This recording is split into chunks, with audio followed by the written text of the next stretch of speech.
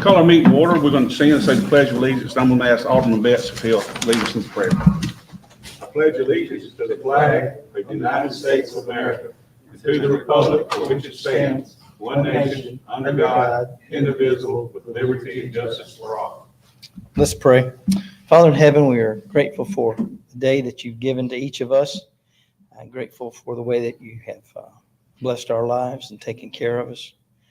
Lord, we pray for those in our community who are sick and need a touch from you, those who are grieving because of the passing of a loved one. We pray, Lord, for your touch of comfort to be in their lives. And Lord, as we have the opportunity to discuss business of this town, I pray, Lord, that you help us to do it wisely. Thank you, Lord, for blessing our town with what revenues you have given us and blessed us with, and help us, Lord, to be wise servants of it. For we pray this in Jesus' name. Amen. Thank you. All right, we're going to have our roll call. Now we do for Alderman roll call for the special meeting of the mayor and board of aldermen. Alderman Betts, Present. Alderman Davis, Present. Alderman Gardner, Here. Alderman Crooks, Here. and Alderman Smith. Here.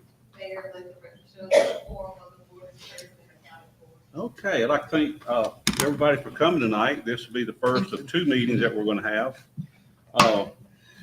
We're having them, it was brought up that we are having them at 5 o'clock, and I know it's probably hard for some of the people to get here, and, we apologize for that, but however, we will still always listen and will entertain any of your thoughts. If you're watching this on Facebook and you have something you'd like for us to bring up, or one of your aldermen in your district, you'd like for them to bring up something for you, please contact them in the next couple of days, and I assure you that they will represent you and bring your requests to the council, so we get it on the books, and we'll have it to look at if there's something you'd like to see. But before we get into too much, the board discussion on proposed projects for the use of surplus hydroelectric royalties.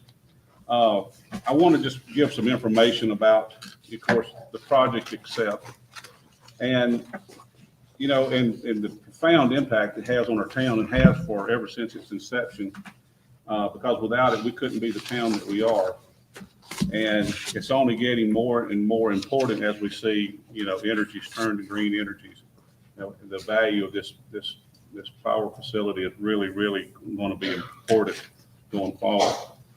But anyway, the hydro ordinance that we've been living by is something that it provides for project money to be used over and above what we are the other things that's called for, which is buying our power, establishing a reserve, paying debt, things like that. And then at the end of it, whatever rebate up to 50% of our customers' electricity bill, which we're going to be asking the council to approve again this year at 50%. And I think that's something we all are looking forward to.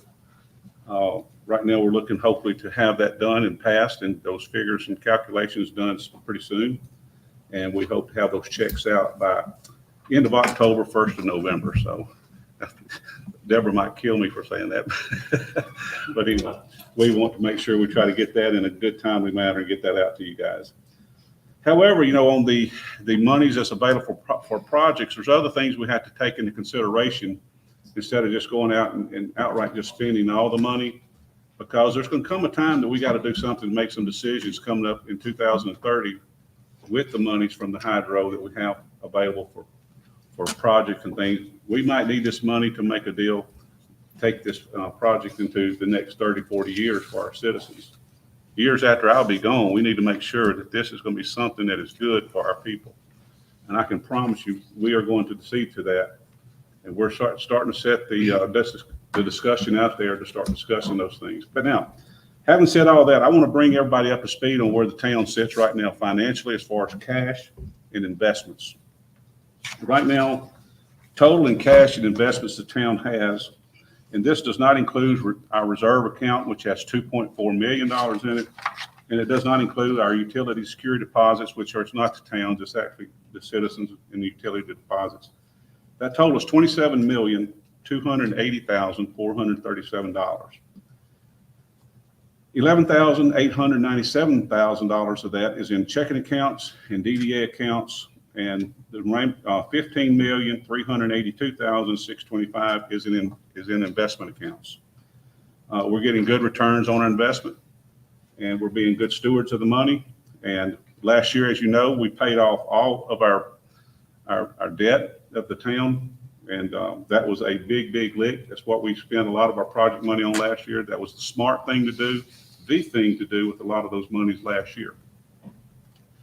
So right now, if you want to take in, I looked at it, in hydro funds, total hydro funds, not counting the reserve account, we have $19,960,897 in the total hydro monies, okay?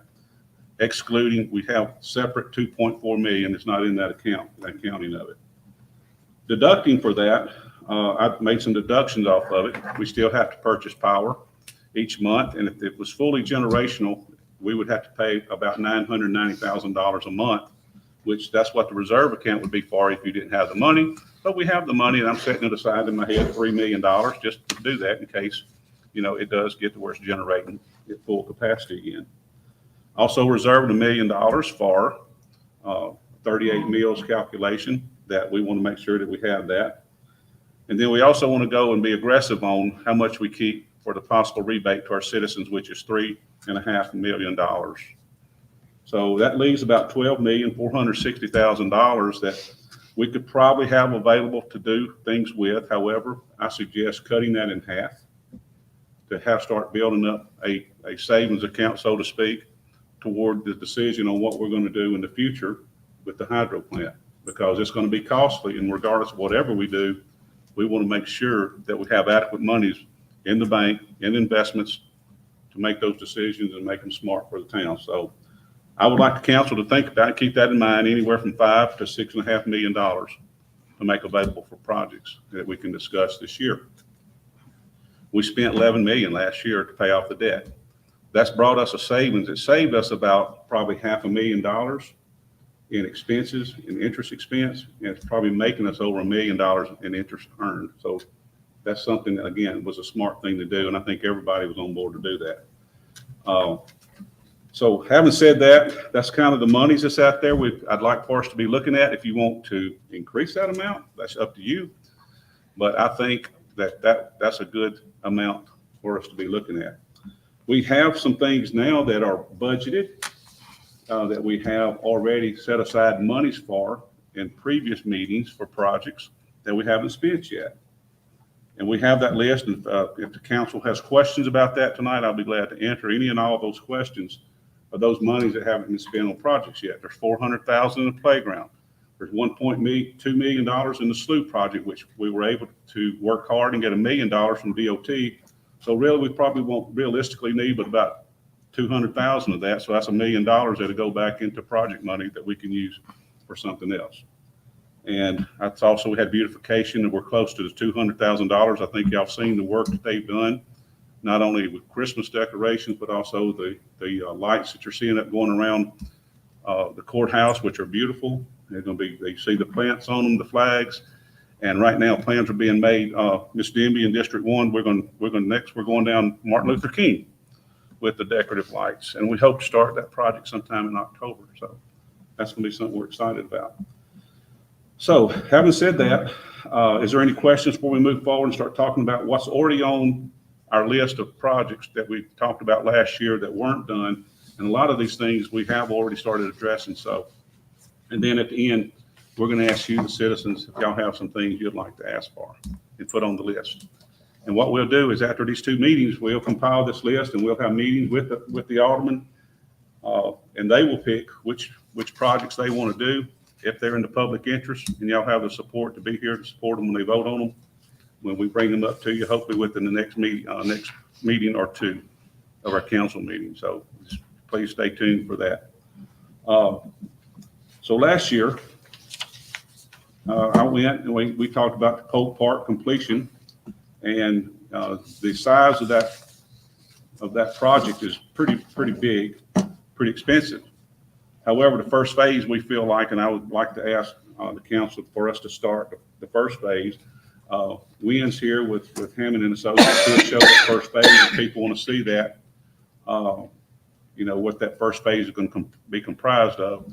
The first phase will complete the playgrounds, splash pad, the infrastructure around the tennis courts, which would be parking and all, that'll give you access to the back part of the field around the ponds. It'll be bathrooms, and it will be, I think, an enhancement to the ponds, and it's something they call what's it called? The stream that runs through. Oh, what's that? Bioswell. A bioswell, if I said that right. So, and then the second or third phase, we're looking at converting tennis courts to pickleball, pavilions for a community garden, and a centerpiece pavilion, skate park, restrooms near basketball court, dog frisbee, a dog park, and some other things that, and improving the soccer fields and the other fields, walking trails and bike trails. We've already done the municipal debt payoff, and I think all the aldermen in support of that. Renovation of our council on aging in Masonic Lodge at the 305 building. We're currently getting bids on that. Let's see what that would be. We talked about the safety net for the rec areas at softball, baseball. And we brought up last year about donating money to, the word's not donation, but going to a CA with this VHS for a turf field. That's off the table. They completely regrassed their fields. And then Brent Smith, Alderman Smith, had the football field, the Viking Street ditch between Eller and Viking, which we just completed a drainage project on it. We widened that, and we have a grant going for that now to put a sidewalk, which one of the residents wanted us to have sidewalks from the high school to the Vidalia market down that area. And we've got grant monies working it with. We think that's going to be completed with grant money. Eliminate debt was one of his other. Polk Park completion was one of his. No, this is John Betts. John Betts wanted to eliminate debt, which we did. Polk Park completion, which we're going to talk about. The ditch between Eller and Viking, and safety nets, ballpark, and turf field. Alderman Gardner has summer youth program increase it to $5,000, insurance for annual Memorial Day parade, and putting sidewalks on Riverside to Alabama and Alabama to North Spruce sidewalks, which, by the way, Alabama today started an overlay on it. They've completed Peach and Myrtle. I think they got a second overlay on Elm Street to complete. Our next streets that we've picked for overlay are going to be Florida, Georgia Street, and possibly Cross Street. And there's a couple other streets. If you have your street, if you're listening by Facebook, you want to see if we can overlay it in this next group, please get in contact with me. Alderman Probst wanted the necessary tree removal, playground to be established first with Polk Park completion, ditch at Eleanor and Viking Street, and the VHS football field and turf, baseball nets, and other things to be done with the CEA, with the rec board and school board. Out of the public, Ricky Knapp would like for us to do a CEA with football field and track. Ms. Yates wanted to do the phase one of the light poles, which we've done, and the poles along Carter Street and at the complex. Decoration outside city limits coming into Vidalia. Decorations at the riverfront, storage, added electricity at riverfront, American flag display at City Hall. Ms. Galloway, Cindy Galloway wanted botanical art and native birds on meters. Wendell Millix had a group that, a long list of things that I think some of them we've already started on, but others things are like turnarounds at the end of Laurel, Walnut, and I think Magnolia, which are good projects. I think they deserve, are warranted for sure. I'd like to see us do those. We need some for those garbage trucks to turn around and all the activities on those streets. And there's some other things on there as well. Miss Josephine Webster had to save our sons and daughters money. Georgiana Berry had elderly activities between 4 and 7, and I'd asked her to inform her to form a committee for that. Ms. Cheryl Bowman's had a movie night, wanted a movie night at the amphitheater, job fairs, local small business support. Kenny Rushing wanted the sidewalk at VHS, which is in the works, and Ms. Cassandra Lynch wanted to wanted decorative, I think, stuff for the Mardi Gras, which we're working on. Greg Freeman had concerns about the ditch between Viking and Eleanor. Mr. Graham Roberts and James Thomas were here for the district. We wanted safety tarps for ballparks, in grass for soccer field, some more grass for the soccer fields and lighting for the soccer fields. And that completed our list from last year. Those were all discussed. So what I'd like to do is ask each alderman for something, for this year they want to add to the list, and then we will have a meeting to discuss what they want with the monies we have is what we want to do this year. So the only thing I would have to add is, we have a museum, the City Murray Museum. As soon as we opened the museum, y'all know COVID hit, and it just didn't get a lot of fanfare, and it wasn't open. We didn't have anybody in there.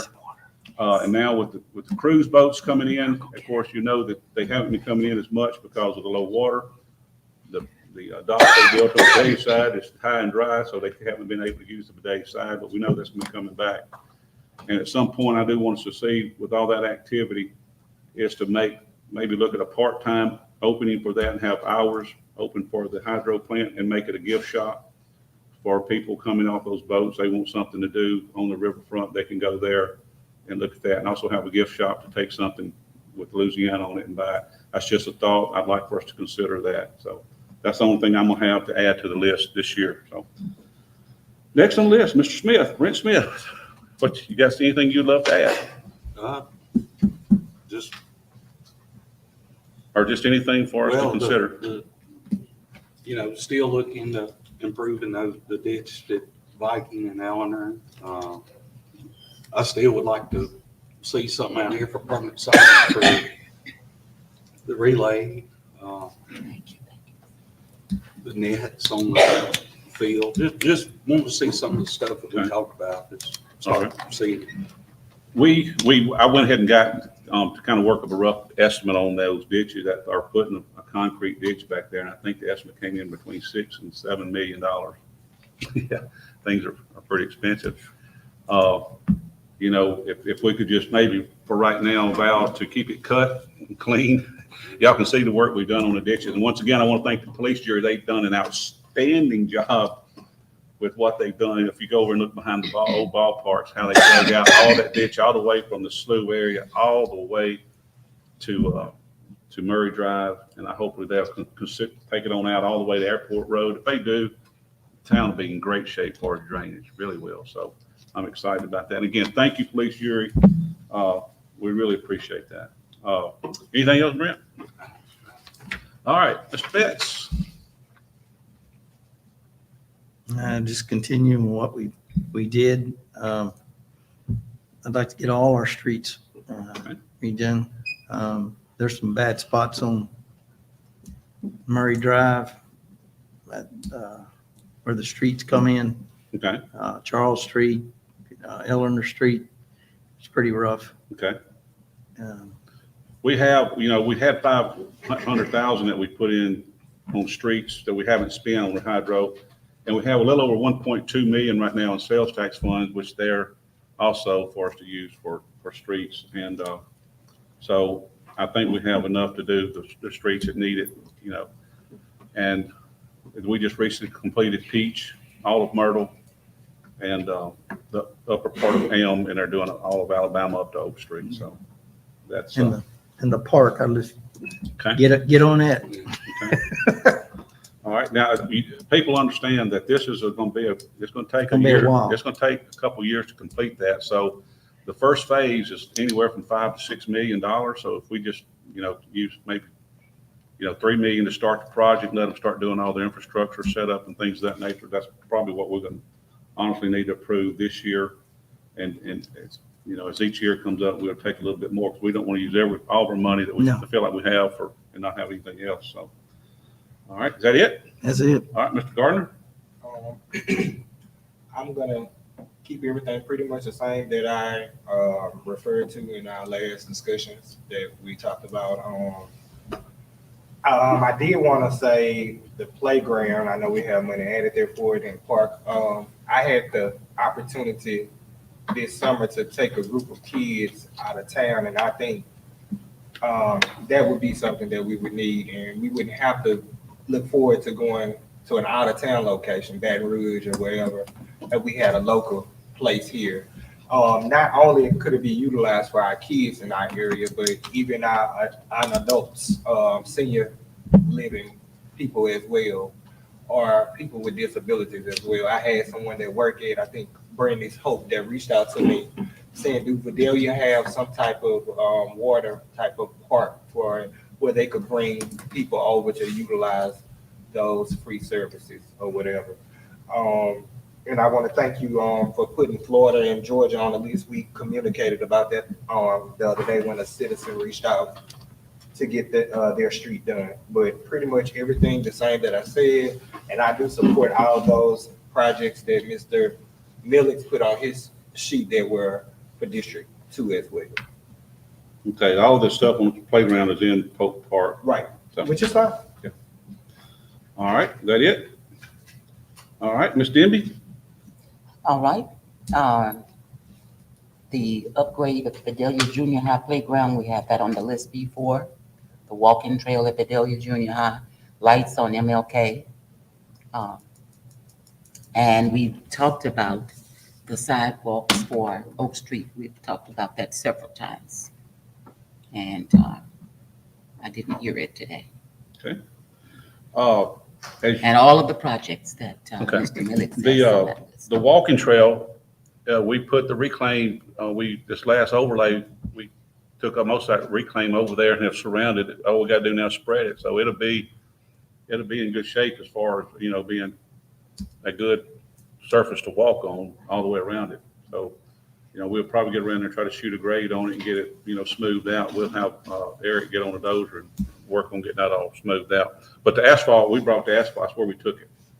And to anybody that's wanting to know about, the town does own that property, so it's just improving the property that we already have on the walking trail. And the lights on Martin Luther King are the lights that we're gonna put, the decorative lights down there, so that's in progress already. And the playgrounds, yes, we did talk about those at the junior high. That would involve a CEA with the school board, since that is school board property, getting that done, so. We already have a CEA with them, we just gotta come up with how much and what actually needs to be done at that area, so. Okay, all right, Mr. Probst. I'm going back to, we're spending millions of dollars on a lot of stuff, but those trees that we talked about not being, that could save our behind sometimes. I agree. We get those, Yeah. storms. That's not millions of dollars. That's just safety precaution that can keep us from being without power for how long? We've had that one that failed on one. So those are, that's one of my top, other Yeah. than the Eleanor. And because the same thing happened over here behind Miranda and Simonton and over there. That ditch used to be like that ditch, just a big ditch with, it got covered and it's nice now. That should have been done years ago. Behind Simonton and Miranda, all that behind that shopping center, it was a big ditch at one time. That's back Oh, yeah, in yeah. Royce's time. we brought up doing from the rest of fall, pushing all the way out to the highway, covering, is that what, you talking about No, that I'm stretch? talking about that's what, that, Oh, like okay. that over here at one time, it was just No. a big mess. So you're That's- I'm still You on wanna that. cover, you wanna fill it in, not put concrete? No, I'm just comparing that to the Oh, okay. Eleanor and Viking. All right, do you want- That we got back there. We got a bid to do the concrete, $6 or $7 million. Do you want to do one where they put catch basins and fill it in? Is that what you're So saying? that's an option. Okay. That's an option. And you Yeah, don't that- have to have the concrete. That's there. what I brought up before, covering it up. And I think that's what a lot of people, you talking about Viking? Yeah. Yeah. Yeah. I mean, Where they could keep it mobile. I'm just thinking it could possibly work that way compared to what we're talking about doing with millions of dollars there.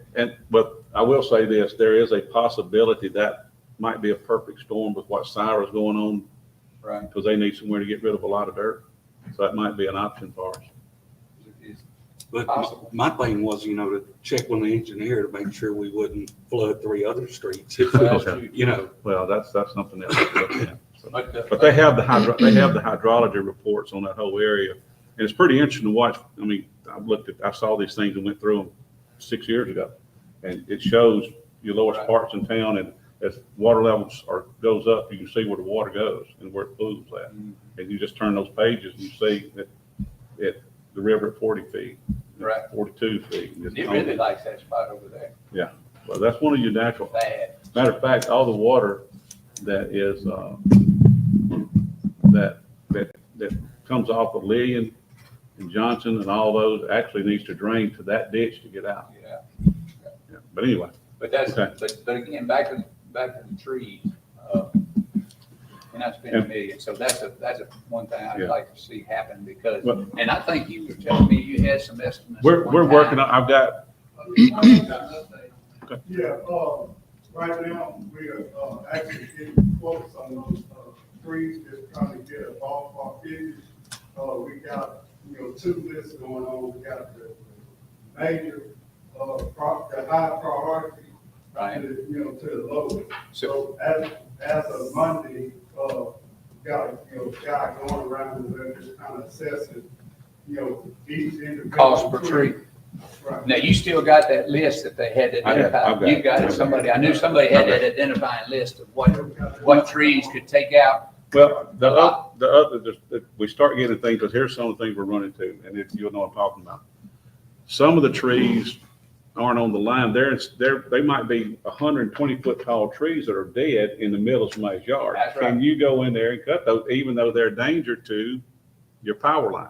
Yeah. We're gonna have to get a good ruling on that, whether Right. we can go in And there. we and talked do it. about that. We talked about the fact that the guy kept calling me, I'll let you have my tree. It's in my yard, but yeah, I want it But, now. And honestly, again, my that's, first impulse is to say you can take that tree down to the point where it's not a danger to the power line. But if you go down and take it down to take the it all root the way down. and take it, and I think you're really getting into bad. Next thing, the city's in the tree business. Well, that'd be an option of some. But we'll address all of those. Thank you, Cornell, for that update.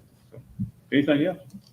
That's the main thing. I did have two things if I Okay. or since the school board was gracious after we discussed turfing our fields, I wonder if, maybe we could put a track.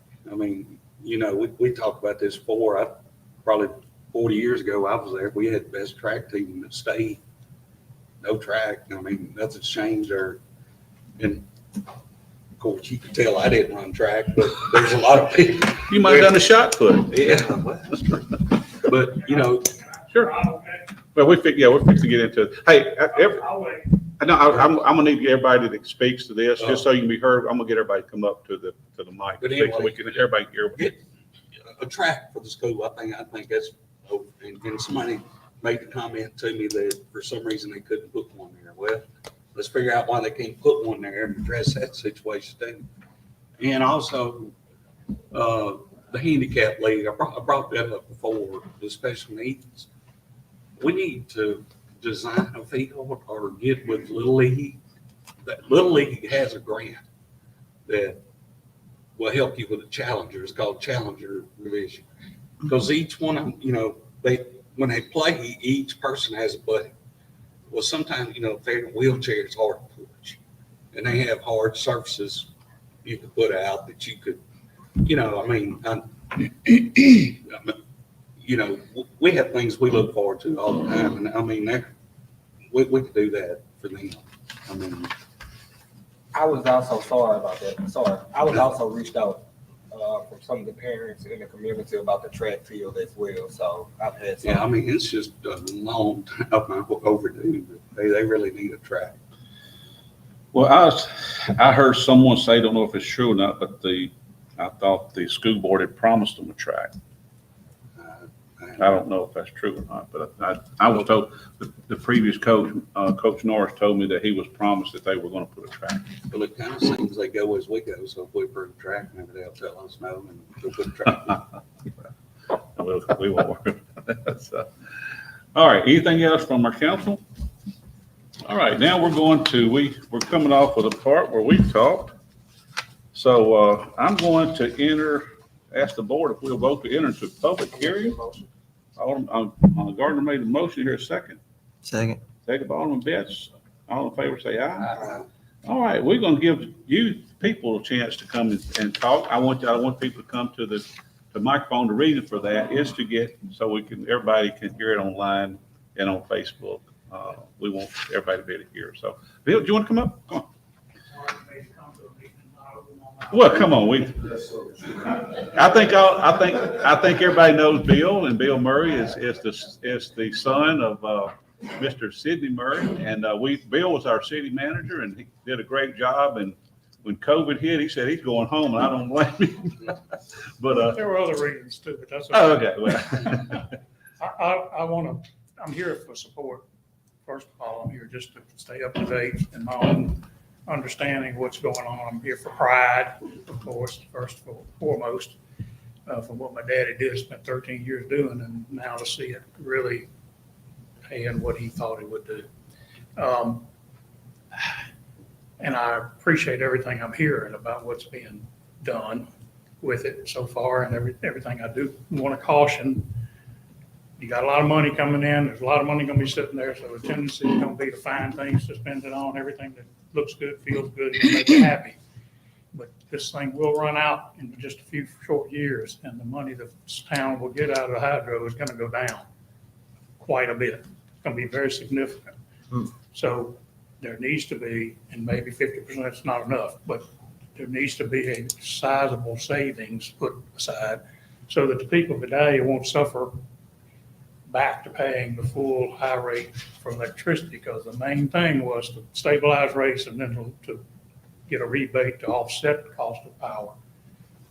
Those are the primary purposes. And if you, or whoever's in place, it's easy to let it go away. And when I don't, spending the money for things that are great for the community are wonderful. But when there are other entities that are responsible for it, that are public entities, and I think I caution you against doing that. I think it's a case of you take care of the city infrastructure, whether we need it for substation improvement or water plant or power, offsetting the city's cost for those things are more important than maintaining the process of the city and safeguarding down the road, because it'll be here. We talked about that not long ago. I just think when you start doing things that cost a whole lot of money out of there that aren't the responsibility of city government, it may be popular and it may feel good, but it can create a situation in the future that you don't want, or it may be enhanced a problem in the future. So safeguard first. You've got more money than you need, really. You're doing things with it, paying off debt. That's wonderful. That gives you more money that you were using for the debt to do some of these other things with. It doesn't have to all come out of the hydro. Don't run the city on the hydro money. Don't pay. This is something I'm talking from what my father, I always heard him talk about. Don't pay salaries, don't pay things that are city functions that need to come out of the revenues that you bring into the city with hydro, because when it goes away, you're going to have a massive problem. I didn't come here to do this, but I mainly came to thank y'all, because many years went by when I didn't sleep. It would be nights over a week. I wouldn't sleep a solid full week good, worrying about what was going to be done and how things were going to be handled because of the way they were being handled. I sleep very soundly now, and everything's wonderful. I appreciate that. You guys are doing a wonderful job, or I'd be here all the time. I just came tonight mainly out of pride. It's hard for me not to get up and say something. Thank you. Thank you, Bill. Appreciate it. Thank you. All right, Ms. Cassandra.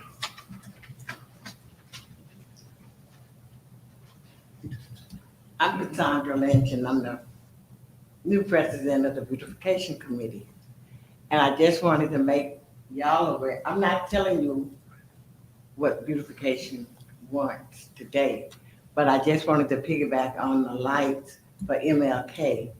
About 2 weeks ago, I met with Keith, with the city, and we looked at MLK, and he has measured out from MLK to Louisiana Avenue for the lights. And if you drive down, you'll see a red marker showing you where the first 10 lights are going to go. And I also had the privilege of talking to our new superintendent, Cornell, who's helping us. And he informed me that the carpenters are already started the part of the process so that we can start putting the lights out. So the lights for MLK are in progress. And prayerfully, we'll see some of them when the Christmas lights come on. So that's what I wanted to tell you when you was talking about the lights for MLK. Once we finish from Carter to Louisiana, then we'll try to go ahead on down to John Dale. But they are working on it, and I want to thank the town for moving on it so swiftly. I would also like to add, and I told somebody this, but I was out of town, and one of the things we don't have a commemorative sign recognizing, showing that being Martin Luther, we just have a street sign that Martin Luther King. I'd like to see us have something at the entrance of it coming into town, going down toward that area of town, and also coming into town, some kind of commemorative sign, for that. And might be something we can include, that we can partner with you guys to make happen for that street. So, it's just something I'd like to add to it. I forgot about that. I did want to add to it. Thank you. All right. Huh? It's on my list for Thursday. You left for Thursday? All right. Who else? Anybody else? Okay. This is Mr. Jesse Whitehead. Hey, Jesse. Just to touch on what you said about the Challengers Division, that's the first thing I did was brought it back when I took over the girls softball league. We doubled in size this past year too. We had 4 teams instead of 2. You wanted something down the baselines? Well, I'm just For saying, wheelchairs? it's a long story, I helped get that started. Yeah. And I guess that's why it means so much to me, because reality slapped me in the face one night. I think I probably told you that story of how I come up with that. But we were talking to the league, and they had grants that, I don't know if they were matching grants or whatever, but to improve the field so that it's handicap accessible. So like, if you had to push somebody in a wheelchair or something, it would be like a surface that was easy to roll on. Just things I never thought about. It's just like when Whitney Bradford, when we first started the league, she called me and said, Brent, do you mind if I get some like nerve bats? And I was like, no, these kids are going to have everything these other kids have. That I should have listened to her, because I didn't know what she was going with it. But I went to watch the game, and there was a child that swung, hit the ball, and then ran back hard as he could and flung that aluminum bat just as far as it would go. And she looked back at me, and I went. So, I would get with like Whitney and them, and they could tell you, because, they deal with kids every day. My daughter deals with kids every day. Just little things that would help make their experience more enjoyable. Well, we redid the dugouts on the field that they play on, so they're way wider. All of them appreciated that. They're easier for the wheelchairs to get in there. Everybody seemed to have a good time this year. It was pretty, pretty accessible. The first game that we had of that Challenger League, you would have sworn LSU and Ole Miss were playing over there. It was that many people. It was unbelievable. Well, like I said, for those of you that don't know, I run the Vidalia Girls Summer League. It's my second year running it. Last year, we brought the Challenger Division back. This year, it doubled in size. We're trying to get it bigger. It should be bigger next year. The dugouts are bigger. We put fans in all the dugouts to help keep everybody cool. I mean, it's hot out there. We've added more covers over the bleachers that didn't have covers. We did that ourselves. But I'm here to ask for, y'all already brought it up, the netting. Okay, I've talked to Joe DeLalio, James Thomas. It's for the foul balls.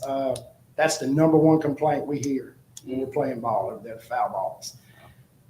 We all three feel like the netting isn't the best way to go. Extending the backstops and extending them to the dugouts and about 15 foot higher would eliminate probably 99% of the foul balls.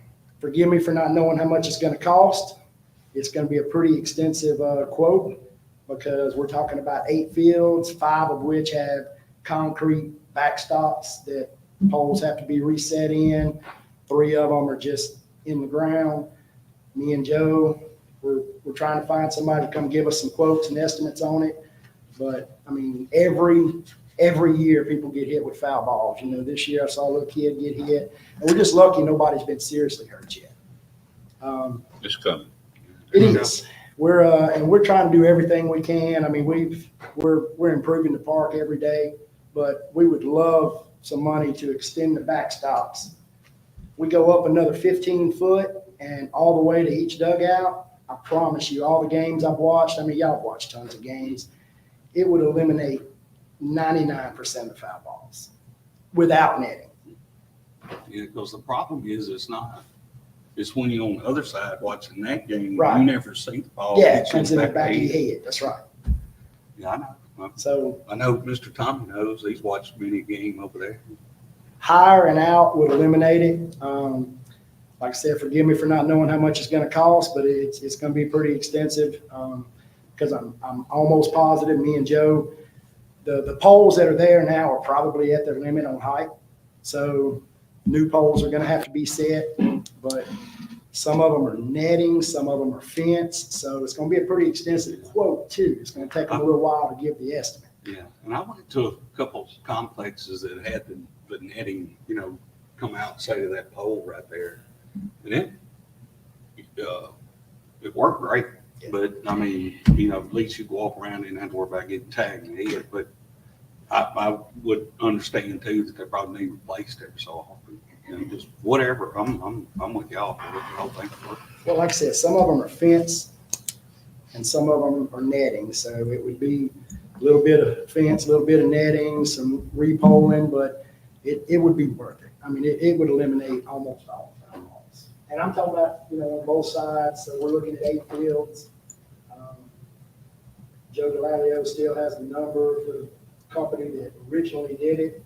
I'll try to get in touch with them, see about coming down, giving us a quote or estimate. But we'd really like to see that done. I got one question. What's the rec board part in it? What do you mean, what's their part in it? Yeah, that's what I was going to That's say. their part in it. That's their part in it. Yeah, I mean, I'm not gonna say much because I done been through this too many times, but, rec board's got a lot of responsibility there. Yes, sir, and I'll tell you this, I'll take up for the rec board right now. For the last 2 years, everything I've asked them for. That's good. I mean, that's what they should be doing. Yes, sir. But just like us, they got a board, they ought to be able to operate and produce something for the community. And again, we're taking on most of the parish, here at our complex. My only thing We're is, not just a parish. well, I'm just saying, my point is, I talk to them about those other places and what they're doing with all their money that they get too. I always wondered that, Jesse, what Tom's going to, not saying that I will say, that property is split between Vidalia and the rec board. If you look at the property line, it goes somewhere between the complex, actually between this first set of fields. We can't approve things that they're not going to do. It'd be like us approving something we're going to do to your property without their, they need to be at the table with us. They need to be here and be in support and saying, hey, look, we need to work on this together. We need this. Where are they at? Joint effort. I can't, the board, we can't sit here and talk about, oh, we're going to do this to their property. And they say, we don't want you to do that. I understand that. Okay, I so- guarantee you they want you to do it. Okay. I guarantee you. He can guarantee you they want you to do it. Frank in the back. You know what I'm saying, I know y'all don't know me that well as far as what I'm doing to it. but I put in a lot of time at that ballpark. I know you do. We have done a bunch of good stuff. And look, and everybody thanks you for that. I mean, I have not heard any complaints out of those parks, other than the little thing we had recently. But other than that, I appreciate your time and volunteering to do that, because it's, oh, I know it. And look, it's hard to find these days. It really is. And I'll say the number one thing that people complain about is foul ball, because they know it's coming. Everybody knows it's coming. That's the number one complaint. That's the number one complaint you're gonna have, because it's gonna injure somebody possibly permanently one day. And that's not what we want, but that's, Yeah. everybody knows that. It's gonna happen. But nothing's been pushed, and I still go back to, it's not just us. I understand that. And, That's and- purple. And the reason they're not here, Joe DeLavio's got an injury right now. He's got a hurt leg. he's not the rec working on board. that. Joe's not the rec board. I understand that, but he wanted to be here to talk about this too, because Mhm. anything we do there, we talk to Joe about it, because he takes care of us. But let me just say this, Jesse, and I don't mean this I mean this sincere from my heart. I mean it in a way we should do it. They need to look at what they need to do and how they want to do those nets, and then get a price, and then come to us. Because for us to say, well, let's put nets over the whole top, let's build up, that's not our call to make those things. That would be something they need to decide on how they want to address it, because it's their responsibility, not the town's. And they need to address that, and I like everybody on that board. I mean, I really do like them. I think they're all good men volunteering their time. If they'll come up with something, get the estimates, and then show up at these meetings, that's the way it should be. We're gonna get you an estimate, like I said, me and Joe are working on that. Mhm. I just found out about the meeting last week, just wanted to come and throw it out there before the money was gone. Yeah. That's it. I know. Well, it's all We had the, almost 500 kids on the girls' side, and Mike had almost 500 kids on the boys' side. That's almost 1,000 kids that are at that park every night for 4 months. With their parents, with their grandparents. and look, I appreciate what y'all do, because it does my heart good when I drive by this complex, anytime, all the way from the spring, all the way through the summer. And there are cars, they look like they're everywhere, on top of the roof even, there's cars everywhere. And that's good for Vidalia. People are coming here, and that means they're spending their dollars here, and I like it. We also hosted all the district tournaments here on the girls' side this year. And had a great turnout for that. We had a Coach Pitch team won state championship for the first time Yeah. in like 20 years. Yeah, I agree. We'll get y'all an estimate. Okay, We just wanted to see if maybe we could get on the docket for some. you're on the list. Appreciate it. All right. Anybody else? Rick, come on. Well, I wasn't really planning on saying anything, I just want to come listen today. Okay. I want to start off by thanking each one of you here for your hard work and getting this town in the financial shape it's in. But probably most of the gratitude needs to be directed to these people sitting behind this desk over here. I know how hard they work as well. Yeah. You know, so I'm familiar with that. But I do have a couple of little projects that could help the city. One of them being maybe a program that help the citizens become more energy efficient. And by that I mean, there's programs by other major utility companies that offer rebates to citizens who replace old windows and add insulation in their home, to helping their homes become more energy efficient. There's programs that would, and we're not talking about a lot of money. You could rebate $500, $1,000, $2,000, just whatever the board sees fit to help this homeowner and the costs that they'll be adhering to replace single pane windows and to add insulation in their homes, add value to the homes as well. So that's one program. You could even cap it. I was just thinking you could cap it at maybe just 20 homes a year, 15, just come up with a number. And we're not talking about a lot of money. 20 homes a year and rebating $500, what's that? It's not much. But it's something to get the homeowner thinking about possible improvements, energy efficiency. I would like to address that, Ricky, if you don't mind. I mean, I agree with you. We're looking at, right now, Loren's looking at, looking through USDA stuff for homeowners to get those grants. And those things, those homeowners would actually go and apply. Because one of the bad things about, as far as a municipality, when you go in and you have your monies you're going to do and you select 20 homes, what's going to be your selection process? How you going? That's one of the worst things You in the have to world. apply, I would assume. But I don't want to be that person to say who's going to get it, who's not. I'm just not, you can see what I'm saying. And then, you know, so that's why I would like to, you know, get everything we can for these citizens through grants, and they apply for it. And maybe if there's somebody that really does, because we do see these people, we see people who has a utility bill, you can tell there's something wrong going on in their house. You know, if somebody in a little home, they've got, you know, they're using 4,000 kilowatts. I can tell you what's wrong. Their unit stopped up. It's not functioning. It's either needs washing out, cleaning, or, you know, and it's something's wrong, you know, it's just, and those people need help. They really do. And I promise you, we're looking at something to do that we can do that they can apply for a grant that they wouldn't have to pay. And anything we can do to help them get those and maybe even do the paperwork for them and help them in that way. If there's other ways to do it like that, if there's a program out there where the town can do it, we would, number one, have to establish it and make it legal first. But then the selection process is tricky. That's the only thing that's I good. didn't know other major utility companies offer similar programs. I didn't know how municipal.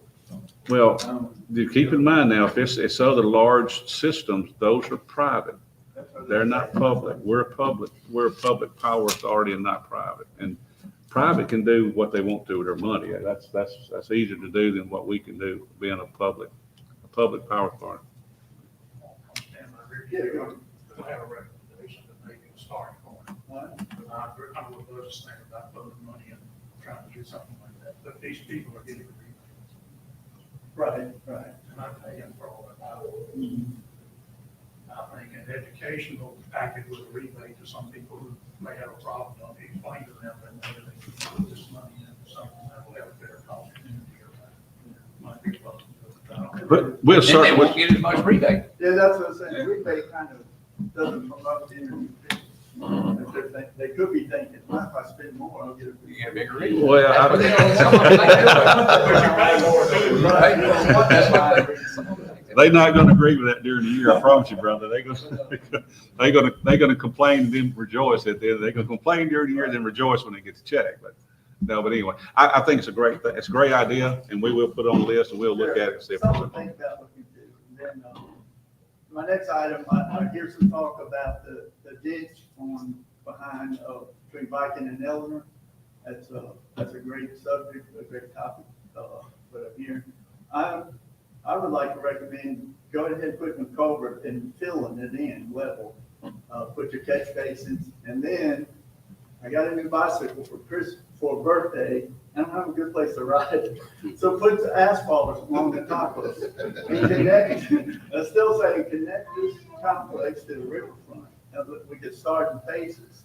Put a walk and bicycle trail across, right down that whole ditch. That would be a good place. Somebody get out and get some exercise, most physical activities. But things could be done, and not the biggest thing. Do it in stages. Right. You might could put it on Murray Drive coming off the highway, or from getting them from the complex to Murray Drive would be the tricky part, going from here to there. But, you know, you could make a bike trail on the Concord Extension. Concord Extension is fixing to need overlay too, by the way. And it might be a time we could widen it and make part of it a bike trail and tie it into Murray Drive with a sidewalk system from the high school. But then you just have to find out what to do between here and the high school. It's a good idea. If you got to the levee, maybe the levee board will let you come. Because look, you get through Murray, to Murray, Concordia Extension in Concordia, it's wide enough to put a bike trail all the way through it, because it's super wide, you know. So that'd be a good consideration. Okay. Thank you, Ricky. All right, anybody else? Here comes Mr. Bowling, Mike Bowling. And Frank Doosan, looks like. Are y'all gonna square up and do Bowling up Green or what? You want to see it? Can't wait to see who wins this.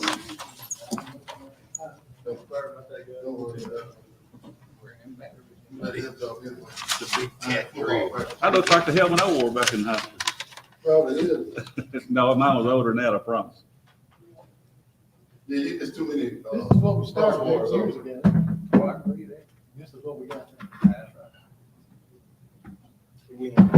Yeah. I know what. It's been sanitized, so you don't have to worry about Yeah, it. they did like some. Yeah, I took care of it for you. Shoot, that was a bit, we didn't have nothing like that. It was leather straps in it when I That's the played. old one. That's the old one. Mhm. You know, them Tim's only have a certain length of life expectancy. So that newer one is what we're going into, and that's gonna protect these kids for at least 10 more years. 10 to 15 years. That's what we're trying to do. Our helmets, since, I guess 2020, a helmet like that, the newer helmet, the youth helmets were around $60 a piece. The last 2 years, they've been up to 200. I tried to get some at 60, but nobody had any inventory. Right now, I can find some shuts. Rydell, who's the other big one, they're sold out. So I'm trying to get and update this youth program. I've been in youth programs for 40 years. Started out in baseball, helped start the youth football league, and I started the basketball league. Football's 18 years old now, and the basketball league's 28 years old. And I've been 4 decades, and the main thing about it is getting these kids to play, getting these kids some structure. A lot of these kids don't have family structure. Most of them don't have dads at home. One of the best programs out there is youth football. They'll remember their coach when they grow up. So I'm trying to get some helmets, and I'm trying to get 150 helmets. They cost 200. I'm asking for $30,000. I know that's a lot, but I'm just trying to get the programs going. What has happened over the last few years too, Natchez has fell apart youth-wise. I'm getting kids from that. We're getting kids from Natchez all the time there because there's nothing there. There's nobody having any youth programs. Only thing in Natchez is AY, and that's strictly private schools. That's all it is. I want all these kids to play. I want to give them a chance to play. We have kids that sign up. They don't have the money. We let them play. That's all we care about. Frank too. Me and Frank are what's left of Miss Lou Youth football since I started. Frank's one of the better coaches out there, and he is. The kids love to play for him, and he treats them all right. He treats them all fair. And I talked to Coach Fairclough today. He was supposed to be here, but he's cutting grass. He didn't know if he could make it. I guess he didn't. But he loves the idea of having new helmets too. And I hate to ask for money, but this would really help the kids in this community. And as long as I can, I'm going to continue running youth programs. And we would love to be considered to get some of this money. Y'all have any questions? Any questions from council? So it doesn't just involve our kids in the Vidalia area, it's kids. We let anybody play. I mean, we've had kids come from Jonesville. We have kids come from Faraday this year. Faraday, they couldn't have a tackle football program this year because they're having the same problem we are. They can't go out and buy equipment for them. So they're playing flag this year. So by this time next year, they hope to have enough money raised to buy the equipment so they can play tackle. Because all these kids, you give them a choice, they want to play tackle. They don't want to play flag. So do you have a cap out for the amount of kids that you can take on? No, we could, there's never been a cap on. We get them to play. I mean, we're probably have between 150 and 200 this year, the way it's going, and we can accommodate them. We can accommodate them many kids. The problem we got right now is the field. They tore them up too late in the year, and we'll be sitting there waiting for them to play, just like everybody. I really feel bad for the seniors this year because their first 2 home games are gone. They're not going to play the first 2, and hopefully they'll play after that. Mike came and visited with me about this, and I told him to, be sure to come to you guys. And I told Mike, I was very candid with him. I said, the main concern I've got is this considered a donation to town buying helmets. Is that considered a donation? We're going to have to, if we're going to be able to invest the funds into it, we've got to find out a way to make it legal, if it is legal. Yes. And I think that's the first thing we have to do. I'm in complete support of the program. Now, having said that, if we can't do it, I mean, if it's just an outright violation and the legislative auditor and the ethics commission said that is a donation, you can't do it. And when you're dealing with public money, it's pretty cut and dried. You cannot, and it doesn't matter if it's an organization, another political subdivision, an individual, a business, whatever it might be, that public money you cannot donate money to. So what do? we will see, I promise you, I will see and do what I can to find out. However, there's something else you guys can do. Y'all have a organized league that's been in place, you said now, for 4 decades. No, I've been in youth sports for decades. For 4 decades. Yeah. But I mean, Mike, 18 you've run a great, these leagues around here have touched a lot of people's lives. They really have. I mean, you and your wife Kim, who, bless her heart, I know she fell sick. She's doing a lot better. Y'all have been nothing but champions in my eyes of what you do around here. Nobody appreciates that. You know, a lot of people think that you're getting there and getting rich on it. No, it's not. It's what they're doing for these kids and these programs, and looking at the number of cars that shows up for all these events. And I can see them, like that high school field on the weekends. It's like up in this complex, or all around the high school, all out in the parking lot. They're everywhere. Kids playing football and bringing families together in our community.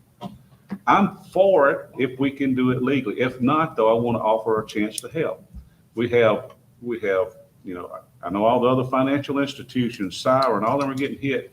The Hydro, the people there at Brookfield, they're looking for ways to put back monies into the community. I would encourage you to start going to those people and seeing if they might want to put their name on it. Yeah. They might, you know, if they had every helmet back there, whether it says Syra Technologies or Delta Bank or Concordia Bank, if they're sponsoring that helmet, I want my name on that helmet on the back, and then the team on it, you know, they might jump at that. It might be some other things you can start considering, because, you know, or even, you know, making up, I hate to say this, but going to a bank and saying, if you do this and give us a low interest loan, and you give us a decent payout for so many years, the life of these helmets, and give us this low interest and pay you so much that you can do and charge maybe $5 extra at the gate, or, you know, or use your gate to pay a note, because you're going to get people there. And Yes. if you're going to make, I mean, I don't know how you do, I don't know the setup and all of it. I'm just trying to help you, because I know you need to get the helmets, that if we can't do it, you need to be doing these other things for those kids' safety, so you can have your league. I got a meeting scheduled with Siren. I talked to Hydro, and I'm doing what you're saying. I've given y'all the first shot, but if this doesn't work out, we are moving. Good deal. We are moving toward other deals. Because you know, and there might be people want to do private donations. I mean, that's another thing to consider. Once we get the word out. You might start a Facebook page of GoFundMe. I see this stuff all the time. People, you know, you want to fund these kids, and you put pictures of these kids out there and let them do some testimonies on there. You'd be surprised at what you might get. Yeah, plus as many Natchez kids as we're taking, some of the Natchez folks need to know, look, we're supporting them by coming over here. You need to support us taking them over here, because we don't have to. I don't think there's a person sitting up at this council table right now that's not part of that program and part and trying to help us to And help. I believe that, and I appreciate it. Whatever y'all can do. If we see where we can do it legally, we will certainly look into it and see what we can do. Does anybody else have a different feeling? I remember when I played, I was just sitting here thinking about how times have changed, because my parents had to buy all my equipment, and it shows in the pictures. I can bring you pictures. I had a helmet looked like this compared to that. Okay, you're talking about if the parents that we charge $100 plus, they had to go out and buy the equipment on top of that, it'd be another $300. And most of these people can't afford it. And that's the reason we started giving out equipment and taking it up. We have a climate control storage at Hoggett's. It costs $2,000 a year, but you gotta have that so they don't get tore up by the wind inside those hot buildings. You know, and I'll say this, and this isn't a knock on it, and you don't think I'm, you know, the town cannot donate. And if we do this or find a way to do it legal, it's going to open the door for everybody has a league, everybody has things, they're going to come. We need y'all to buy our bats. We need you to buy our shoes. We need you to buy our balls and gloves. You know, and it's just, we're going to investigate. If there's any way we can do it, we will, and, or we'll put it to a vote. Okay. And, we appreciate all y'all and looking into it. We appreciate it. All right, thank you guys. Thank y'all for the work y'all do. And Frank, heck, aren't you the Super Bowl coach winning every year? Now time for big get green. Huh? You know. Oh, you're not? I win every blue moon. Okay. I Hey, heard. Mike, tell them how much the life of you didn't tell them how long one of them helmets can be used there's a light over there. It's 10 years. 10 years, 10 You have years, to that's get it, then you have to get it. grease, and that's expensive. Research, yeah. That's expensive. too. I did have one question about the Am's. I mean, Yeah. do you get them all back? Or do you Yes. ever have to run No. them The down? only time I had problem with getting We help don't do them back all back. is when Katrina come through. Sometimes those kids, they keep them for trophies. We lose a lot of helmets due to that. Then we have to hunt them down. We don't lose a lot, we try to back. Binghams that are out. Thank you. All right, thank you, Mike. Anybody else?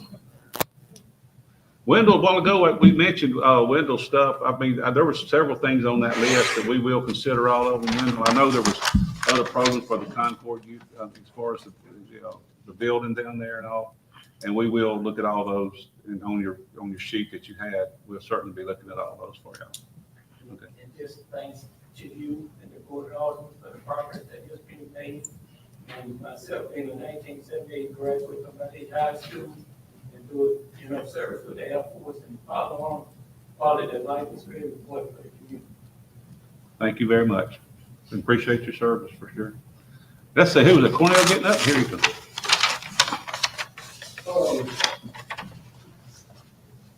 I was just overhearing some of the prior list, items that was on the list or whatever. And I think one of them was part of the sloop project. That, of course, I think DOT, is funding that, and there was gonna be some money left over with that. My idea on it is at least, maybe a quarter, 250,000 or whatever to actually, expand on the drainage in the north side of town, maybe for its cleaning and, if there's any aging, drainage covers down through there, of course, a lot of them are metal covers or whatever. I mean, it could be lined or whatever, just kind of recondition those, drainage down in that area. There may be a couple spots that's down there that don't actually have, the proper drainage or whatever, but, some of those money could be addressed or whatever, just kind of spread it out a little bit. And on the north end of town, from Concordia going back north, you got the, aging of the water mains that's actually down, up in that area or whatever. So it may be a good opportunity to actually address some of those issues where before the overlay. I mean, I know there's some of those mains is going down the alley, so it wouldn't really have no effect. But Concordia Avenue is a main artery for our water main that's actually supplying the north end of town. So it'll be a good idea if we can set aside some monies or whatever for getting those lines updated down through there before they do an actual overlay in those areas. And on the water plant expansion or whatever, it would be great to actually save some of those, money for like any improvements or whatever, because there's some concerns I have, in the future, if we do meet, maximum capacity of 2 million gallons or whatever, just like on the water wells, that we actually have, in the lower stage of the river that we are at right now, can we actually really meet that capacity? So I mean, just some of the things that I think about, over the course or whatever. I know we're gonna have a plant that's actually should be able to do it, but can we actually do it? So I mean, I'll be, getting with the engineers or whatever, just to kind of, throw that idea out at them or whatever, just, see, weigh our options or whatever, whether it's, possibly drilling a new well or whatever, at a deeper depth or recondition, one of the wells or whatever to actually, meet our demands in the future. I mean, we're, okay right now, but I mean, that's just some of the things that we need to look at, along the way. And then last thing is, the aeration, at the sewer lagoon. Of course, it's becoming a problem or whatever, getting some of this stuff worked on or whatever, what we've got right now.